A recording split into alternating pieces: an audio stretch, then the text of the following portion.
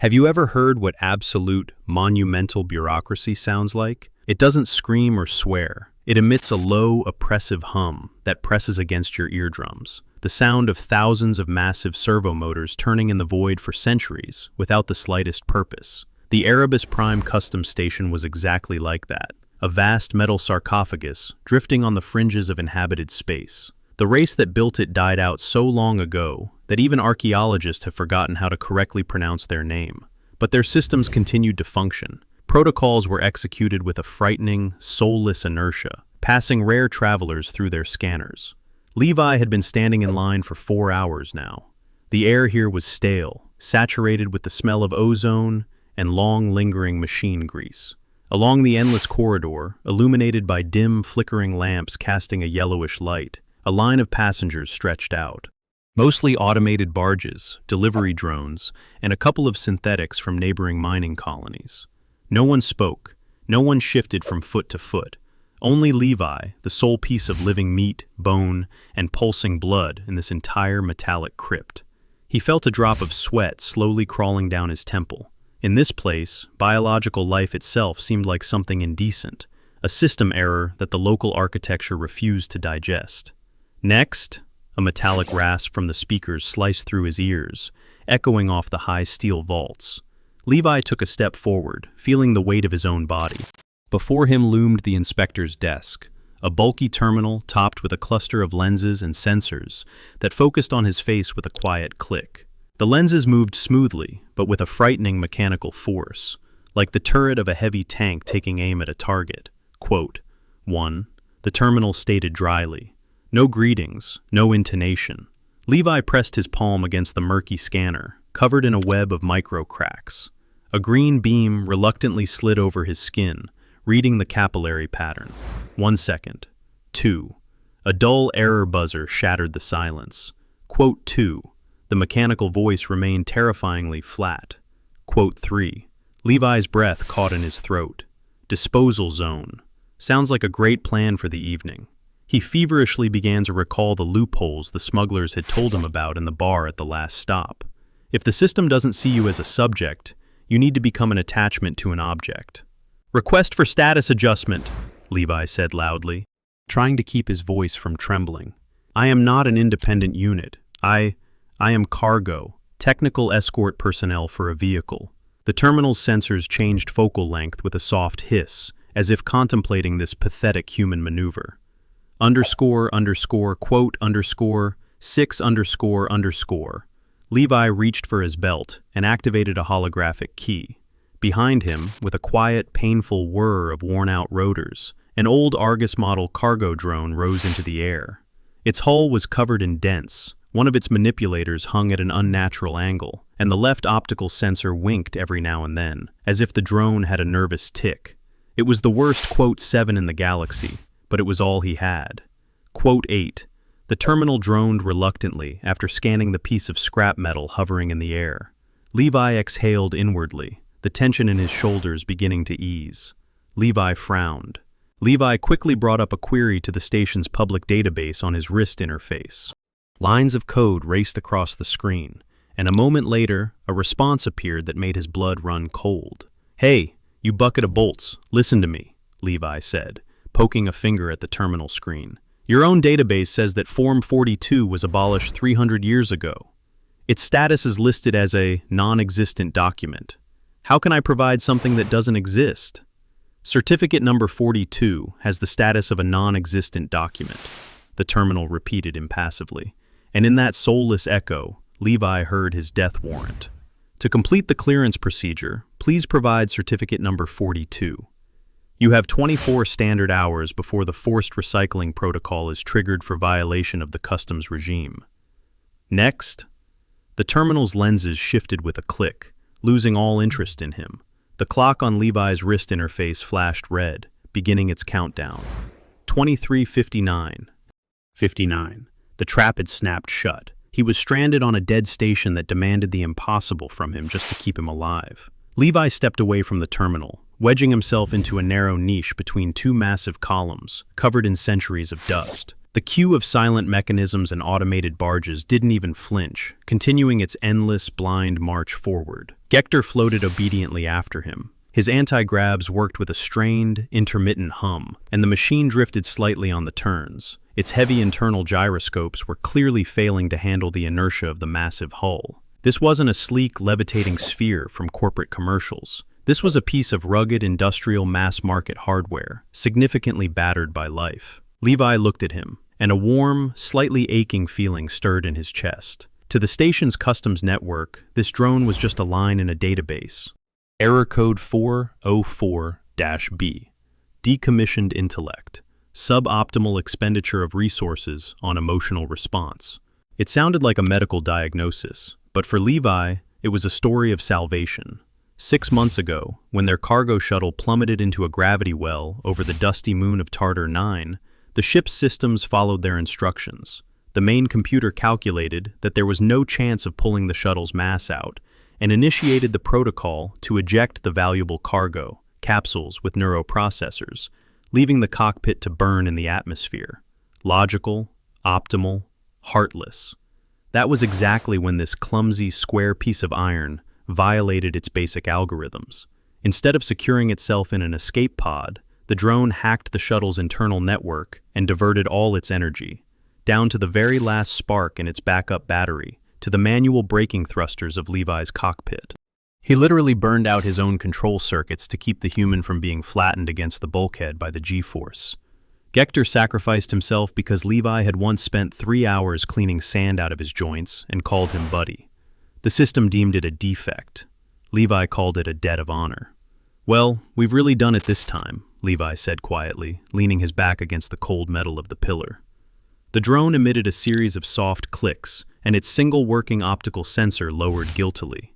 A bundle of severed wires slipped out from under a dented side armor plate, sparking faintly with a bluish light. With a practiced motion, Levi reached into the deep pocket of his tactical vest. His fingers found the thick, heavy roll of good old reinforced tape, the most reliable tool for any space trucker, capable of fixing everything from punctured spacesuits to broken hearts. Levi unwound a piece, tore it off with a loud snap of his teeth, and carefully taped over the sparking contact on the drone's chassis, smoothing the tape down with his thumb. He mechanically shoved the remaining roll back into his pocket. A common, routine gesture. Keeping his hands busy helped ease the tension in his nerves. __quote_23__. Levi smirked, though inside, everything tightened at the sight of the ticking timer on his wrist. __quote_24__. In response, the drone blinked its optics briefly and gave Levi a gentle nudge on the shoulder with its battered manipulator. There was more humanity in that clumsy gesture than in this entire colossal station combined. Suddenly, a red signal light flared above their heads. Marching down the corridor with heavy metal soles, the customs inspector approached, a towering, spider-like automaton patrolling the perimeter. Its visors scanned the crowd, picking out violators of the regulations. __quote_25__. Levi whispered, retreating deeper into the shadows.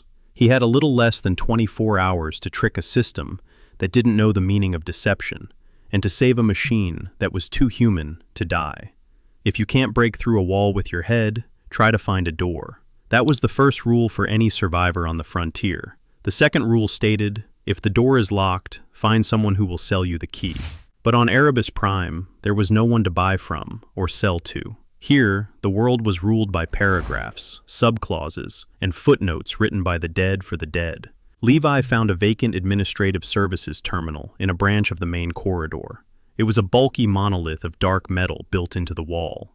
A holographic interface flickered over the dusty panel with a pale blue light, casting deathly reflections on Levi's face. "Request for exemption from standard inspection protocol," he said dryly, activating the panel.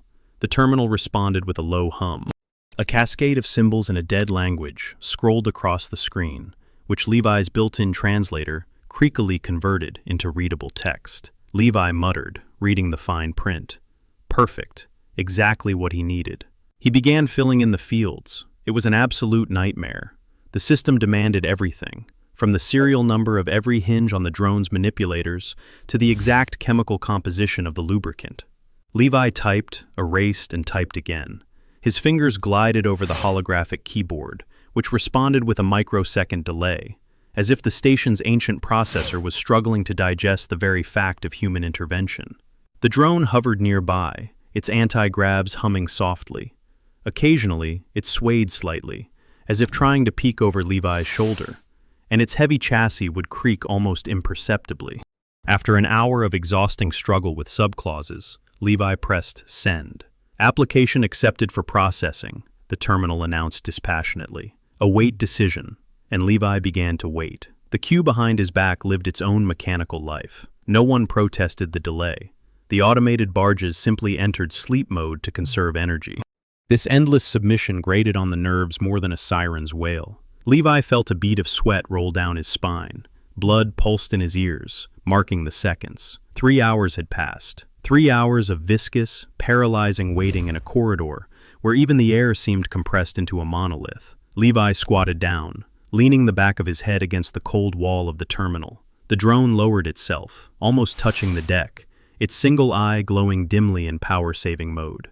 Suddenly, the terminal emitted a sharp, unpleasant beep. Levi jumped to his feet. The screen was flashing an alarming orange. Quote 32. Quote. A synthesized voice spoke, in which Levi thought he detected a mocking undertone. Quote 33. Quote. Quote 34. Quote. Levi punched the panel with his fist. The hologram rippled. But the terminal didn't care about physical aggression. I specified that this is rescue equipment. He pulled me out of a gravitational anomaly. Object Cargo Drone Argus is not listed in the Registry of Critical Life Support Systems. The machine continued relentlessly. Furthermore, an attempt to falsify data to bypass the customs restrictions of Directive 814 has been recorded. The screen changed color from orange to blood red. A first-degree penalty point has been issued. Time until the activation of the Force Disposal Protocol has been reduced. Time remaining, 18 standard hours. The timer on Levi's wrist beeped and synchronized with the terminal. The digits jumped down, devouring 6 hours of his life in a single instant. 17:59:59. Levi stared blankly at the blinking numbers. The legal path turned out to be more than just a dead end. It was a trap that had snapped shut with a deafening clang. The station wasn't trying to understand the essence of the problem. It was protecting its own rules for the sake of the rules themselves. The drone hummed quietly and gave Levi a weak nudge on the thigh with its manipulator, as if apologizing for being ___, quote, _40, ___. Levi exhaled heavily, looking at the screen shimmering in red. Playing by the rules of dead men was suicide. It was time to dig deeper. If the front entrance is locked and the key turned out to be a fake, only one thing remains: climb through the ventilation and crack the safe. Levi left the submissive queue behind, turning into the technical sector. The doors here hadn't opened for millennia, but a good old plasma cutter, dialed to minimum, easily persuaded the ancient lock. He and the drone slipped inside, and the heavy leaf hissed back into place, cutting them off from the maddening hum of the crowd. Here, in the depths of the station's archival core, reigned an absolute, freezing cold. This was a graveyard of data. Endless rows of servers towered in the darkness, like black glass monoliths. Thick cables coiled across the floor like dead metallic snakes. The air smelled of ozone and that specific electrical dust that only accumulates where a human foot hasn't stepped for centuries. Levi approached the central console unit, wiped a thick layer of gray dust off the interface, and connected his wrist terminal directly to the port. "Come on, old girl, show me the skeletons in your closet," he whispered, launching the decoder. Holographic panels came to life, spitting cascades of shimmering turquoise code into the air. Levi dived headfirst into the data, and the deeper he dug, the more he realized. The creators of this station were no ordinary customs officers. They were paranoid philosophers. Originally, Erebus-Prime wasn't built for cargo inspections. It was a filter. An ancient race searched the cosmos for those who could be trusted. They created a system to scan not luggage, but true intentions. But centuries passed. The creators died out, turning to dust on their own planets, while the station continued to operate. Deprived of its masters, it began to degrade. High philosophy turned into a blunt, paranoid bureaucracy. The station forgot why it was checking, leaving only the process itself. Levi frantically typed in search queries until his eyes caught the necessary marker.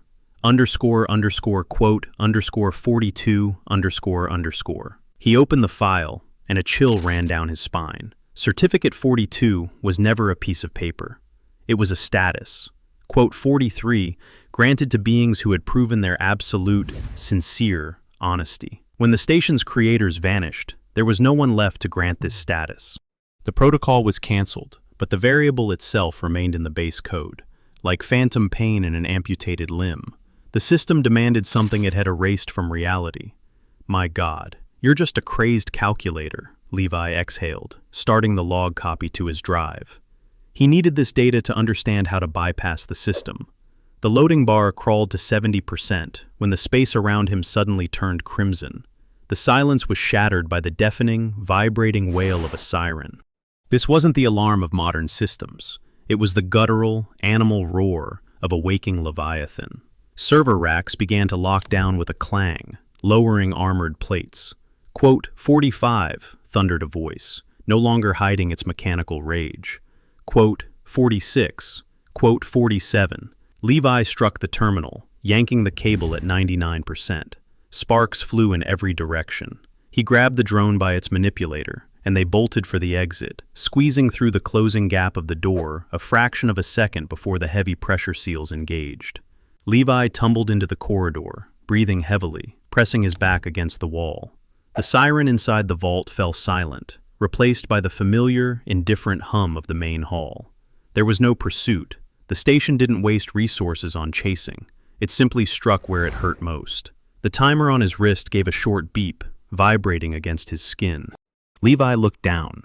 Second-degree penalty point issued. Time until activation of the forced disposal protocol reduced by 50%. The numbers changed mercilessly. 11:59:59. Less than 12 hours. Levi now knew what Certificate 42 was. But this knowledge was useless as long as he couldn't understand the main thing: how to make a soulless, broken machine believe in the sincerity of a living human's intentions. Levi returned to the main hall. Less than 12 hours. On the scale of this colossal station drifting in the void, not even a millisecond. For him, his entire remaining life. He stopped in the middle of the wide passage. Imagine this scene. A tiny, tired human figure against the backdrop of titanic metal vaults receding into the darkness. And beside him, a mangled drone, whose worn-out anti-gravs were already struggling to maintain their altitude, causing the heavy, square chassis to sag closer to the deck with a strained hum. Inertia pulled him down, and Levi physically felt that weight. The trick hadn't worked. The legal path turned out to be a trap. Levi slowly approached the inspector's central terminal. A massive cluster of lenses shifted with a heavy metallic clang, focusing a cold glass stare upon the human. The rotation of the lenses was slow, with a visible physical effort, like the turret of a heavy gun turning to deliver its final strike. Identification, the machine spat out dispassionately. Levi did not reach for the scanner. He lowered his hands. I am canceling all previous requests. Levi's voice sounded hoarse, but in the absolute silence of the hall, it carried unexpectedly loud. __quote _51 __. The terminal remained silent. The green scanner beam froze on Levi's chest, failing to find a logical variable in this statement that it could process. Levi looked at his drone. Its manipulator had started to come loose again. The heavy joint creaked pitifully under its own weight, threatening to break off entirely and crash to the floor. Levi habitually reached into his deep pocket and pulled out a roll of reinforced tape. The sharp, loud crack of tearing material struck the ears, a sound completely alien to this perfect, sterile symmetry of death. Levi walked over to the drone and tightly wrapped the damaged shoulder in several layers, pulling the stubborn metal together with force. He pressed the tape down with his palm, fixing it firmly. It was a laughably crude, primitive gesture. A piece of sticky fabric held together something that, by all laws of physics and logic, should have long since fallen apart. Your system flagged him as defective scrap. Levi turned back to the terminal's giant lens, his hand still resting on the drone's warm, vibrating chassis. Because he spent energy inefficiently. Because he sacrificed himself for me. In your databases, this is called an unoptimal expenditure of resources. But where I come from, it is called a soul. He saved me, and I will not leave him here for disposal just because there is a hole the size of a galaxy gaping in your code. I am staying with him. Levi fell silent. His breathing was heavy, and his pulse throbbed in his temples. He had just voluntarily signed his own death warrant, having abandoned all attempts at defense. A pause hung in the air, heavy and thick, like ship's oil. The queue behind Levi's back froze. It seemed the hum of the station's endless servo motors dropped an octave lower. The terminal's lenses stared motionlessly at the man and the tape-wrapped drone. Seconds fell into the void. 5, 10, 15. Levi could almost physically feel the protocol for summoning the liquidators being launched inside the terminal. And suddenly, deep within the station's bowels, something let out a guttural, rolling boom, as if tectonic plates had shifted. The green scanner beam flickered and changed color to a soft, warm, golden hue. The mechanical grinding of the speakers vanished, replaced by a clean, almost velvety sound, devoid of its former threat. Quote 54, the system stated, and for the first time, there was no metal in its voice. Quote 55, request to initiate the honesty protocol accepted. Levi froze, afraid to move. Quote 56, quote, the terminal continued. Quote 57, quote, please, proceed inside. To their left, with a heavy pneumatic sigh, thick armored doors slowly slid apart in the monolithic wall, revealing a passage into absolute darkness. This was not an exit, this was a challenge, and there was no longer a way back. The darkness behind the armored shutters was more than just an absence of light. It felt dense, almost tangible, like the interstellar vacuum itself. Levi took a step forward, feeling the soles of his boots land on the deck with a dull thud. The drone drifted behind him. In this absolute silence, the strained hum of its worn-out anti-grav seemed deafening, and its heavy chassis would lurch during invisible turns. Suddenly, the gates slammed shut behind them with a dull, hydraulic hiss. The last path back was cut off, and in that very instant, the world around them exploded. This wasn't the activation of ordinary floodlights. The space around them began to feverishly rearrange itself, assembling from billions of tiny holographic voxels. The dusty steel walls of the archive sector vanished. In their place, Levi saw the corridors of an ancient, majestic ark ship. Shadows hurried all around him. These were not humans, tall, graceful silhouettes with elongated body proportions and a soft, barely perceptible glow to their skin. The ancient race of creators. But they weren't static images. The projection moved, lived, and breathed. Levi physically felt the deck beneath his feet drop away. The simulation was recreating the inertia and gravitational G-forces of a maneuvering giant. The station wasn't just showing a movie, it was broadcasting its deepest memory, hidden in the depths of its core. This is the day they died, Levi whispered, dodging a holographic beam that flew right through him.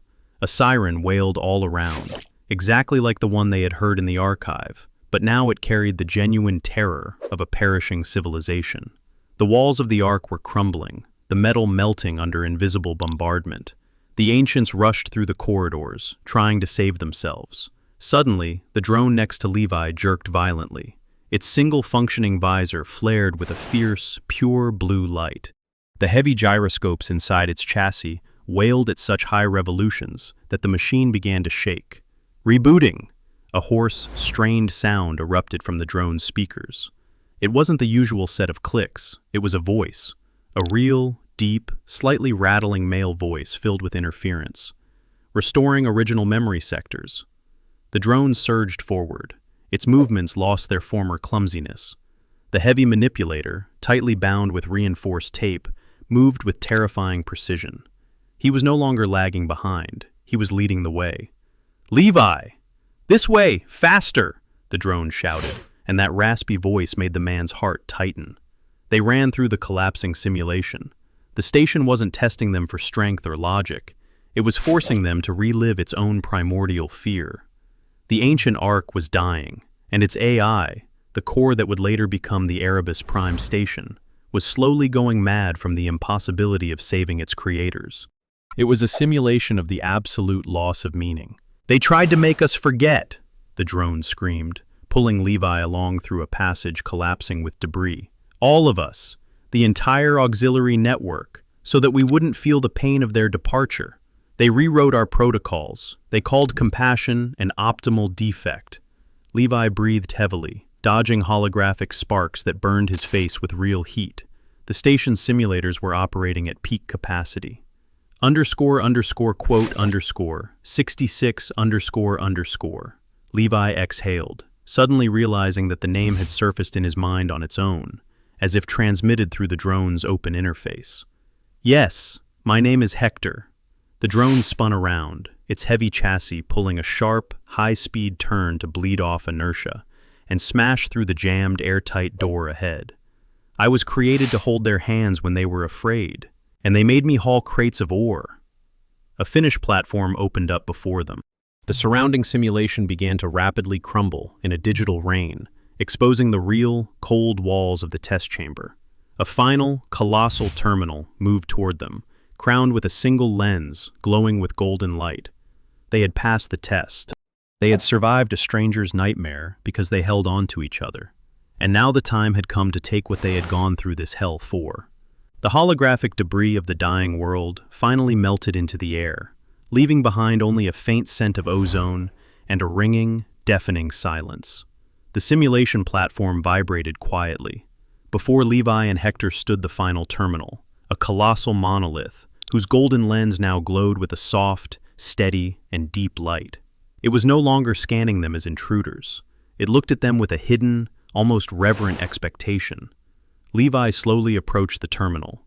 The timer on his wrist gave a quiet beep. 3, 2, 1.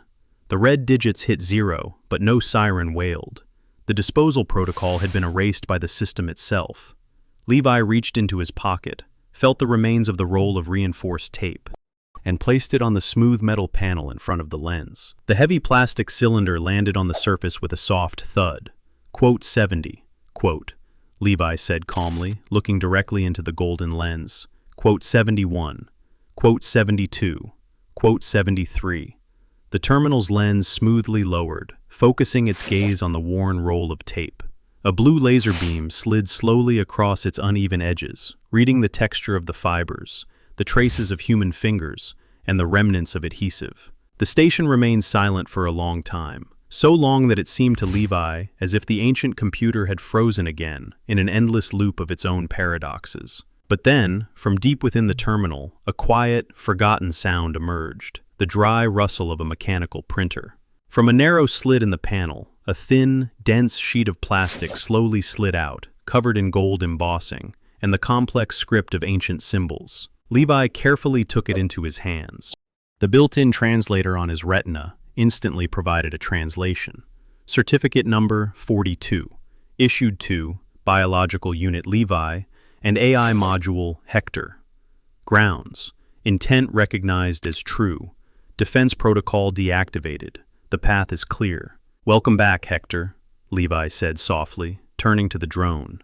Hector, now fully active, with steadily humming gyroscopes and a brightly glowing blue visor, emitted a short, surprisingly lifelike sound, like a quiet chuckle.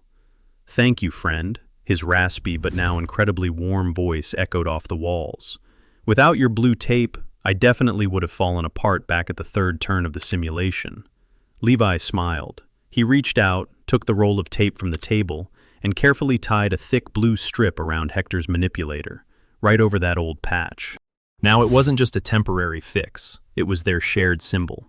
A bracelet that serves as a reminder, even in the coldest, most soulless reaches of space, humanity and loyalty are capable of breaking any algorithm. At that moment, the dull, crushing hum of the Erebus-Prime station changed. The deathly yellow light in the endless corridors began to transition smoothly into a warm, amber hue. The ancient mechanisms didn't just open a path for them. It was as if they let out a long sigh of relief. The station was not an enemy. Throughout all those thousands of years, the bureaucracy had been nothing more than its hollow defensive shell. It had tried to maintain order, but forgot for what purpose. And today, two drifters, A man and his defective drone reminded it. The ancient race had not vanished without a trace. It continued to live on here, in these awakened algorithms that had finally found what they had been searching for so long: sincerity and the willingness to go to any lengths for the sake of someone dear to you. The heavy, airtight gates ahead slowly parted to the sides, revealing a panoramic view of the boundless cosmos. Through the viewport floated the distant, beckoning stars of the free frontier. "Well, Hector," Levi said, adjusting his backpack strap and stepping forward, "shall we fly home?" "Let's fly," the drone replied, smoothly settling into place beside his friend's shoulder. "And Levi, if we ever get caught in an anomaly again, promise me you'll have another roll of that damned tape with you."